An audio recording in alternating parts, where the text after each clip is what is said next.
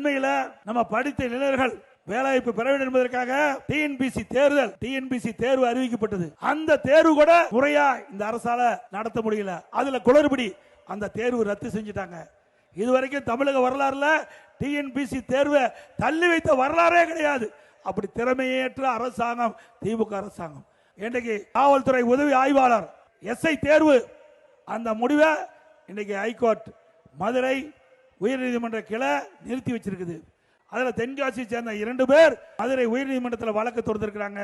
அந்த வழக்கில் தமிழ்நாட்டில் காலியாக உள்ள எஸ்ஐ பணியிடங்களை நிரப்புவதற்கான தேர்வை டிசம்பர் 21 நடைபெற்றது. அந்த தேர்தலில் ஏ பிரிவில் தமிழ் பகுதி தேர்வு வினாக்கள் இடம்பெற்றிருந்தது. ஆனால் பி பிரிவில் பாடத்திட்டத்தில் குறிப்பிட்டிருந்தபடி தமிழ் வினாக்கள் இல்லை. அதை சுட்டிக்காட்டி இன்றைக்கு உயர்நீதிமன்றம் இதுக்கு தடை கொடுத்திருக்குது.